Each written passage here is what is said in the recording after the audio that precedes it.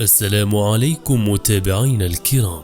هل تعلم من هي المغنية الشهيرة جينيفر جروت التي اعتنقت الإسلام وأبهرت الجميع بصوتها في تلاوة القرآن، والتي شاركت في برنامج Arabs Got Talent وأبهرت جميع العرب بصوتها العذب، وأيضا تزوجت من شاب مغربي مسلم؟ سوف نروي قصة إسلامها في حوار من القلب، فتابع معنا حتى النهاية.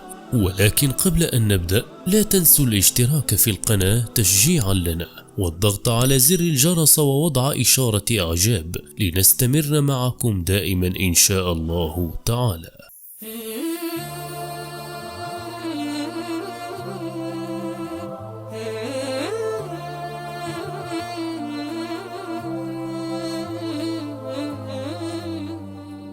في كل يوم يسلم عشرات الأجانب والملحدين حول العالم، ولكل من هؤلاء الأجانب قصته التي حدثت معه وأقنعته بالإسلام وبروعة هذا الدين العظيم، وذلك إنما يكون بسبب كرامات ومواقف إعجازية تحدث أمامهم.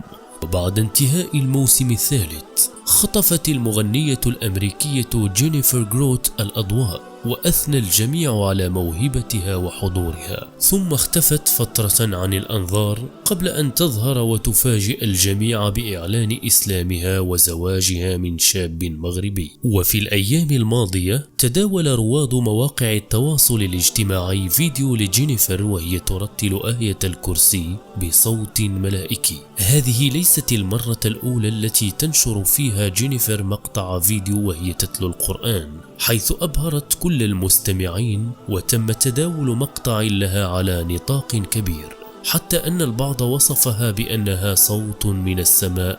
اليوم السابع تواصل مع المغنية الأمريكية جينيفر جروت وأجرى معها حوارا تحدثت فيه من القلب عن قصة إسلامها ورحلتها وبداياتها في مشوارها الغنائي، وعن أكثر مقرئ تحب أن تستمع منه القرآن الكريم، وعن أقرب صورة لقلبها. بدأت جينيفر حديثها عن بداياتها وارتباطها بالموسيقى واللغة العربية قائلة: ولدت في مدينة بوسطن ونشأت وسط عائلة فنية، فوالدي ووالدتي مغنيين، وبدأت دراسة الموسيقى العربية وعمري 20 سنة في عام 2010، ودرست العديد من اللغات الأخرى قبل أن أبدأ في الغناء باللغة العربية، كما أن الكلام العربي ليس صعبا، وتعمقت في الموسيقى العربية أكثر وأكثر، إلى أن قدمت في برنامج المواهب Arabs Got Talent في الموسم الثالث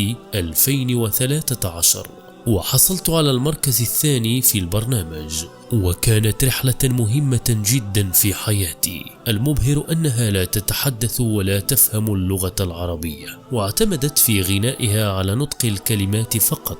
تحدت نفسها بغنائها لأغنية بعيد عنك لكوكب الشرق، وتأهلت إلى الدور النهائي بعد أدائها. هذه الأغنية شاعت عنها الكثير من الشائعات بأنها كاذبة وتدعي عدم فهمها للغة العربية، ولكنها أكدت حينها أنها ليست لها أي أصول عربية أو تركية، وأنها نشأت في مدينة بوسطن بالولايات المتحدة الأمريكية. وقالت في لقاء مباشر مع قناة الجزيرة تحدثت خلالها عن إسلامها، وقالت جينيفر حول سبب اعتناقها الإسلام: إن ما أثر في إعلان الإسلام هو سفري إلى المغرب بعد إنهاء دراسة سنة 2012. في تلك الفترة قضيت العطلة الصيفية هناك وزرت مناطق مختلفة، في كل مرة يكون فيها رفع الأذان نستمع إلى كل المساجد تدعو إلى الصلاة، وهذا الأمر أثر علي بشكل كبير جدا.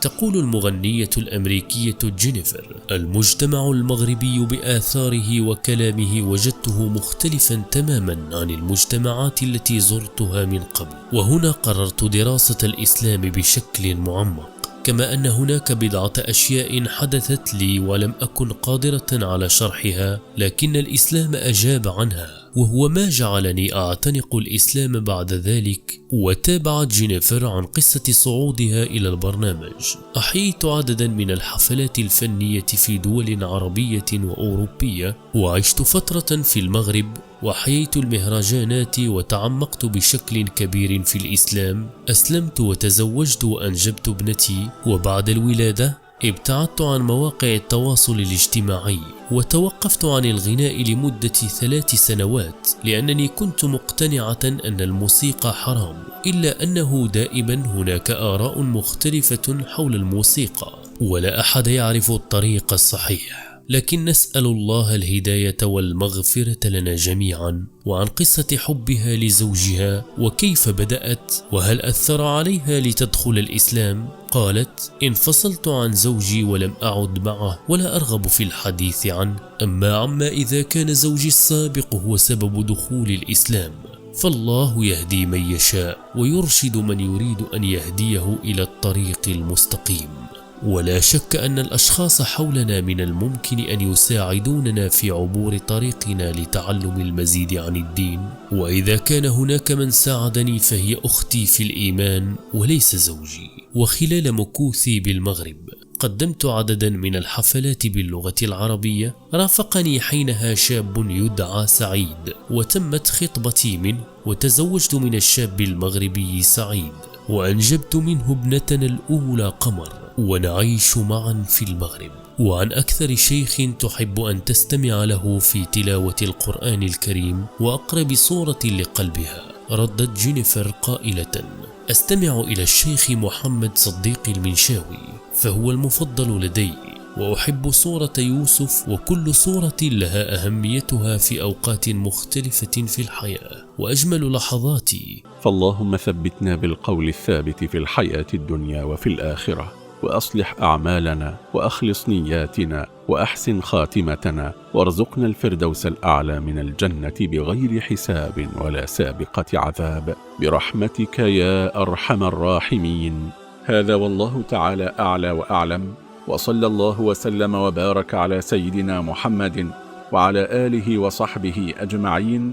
دمتم في رعاية الله وأمنه، والسلام عليكم ورحمة الله وبركاته. وفي النهاية أعزائي المشاهدين، إذا أردتم قصصا مثل هذه اتركوا لنا في التعليقات، وسنقوم بتنزيل قصص أخرى إن شاء الله تعالى. ولا تنسوا الاشتراك بالقناة والإعجاب بالفيديو ومشاهدة الفيديوهات السابقة. دمتم في رعاية الله وأمنه، والسلام عليكم ورحمة الله وبركاته.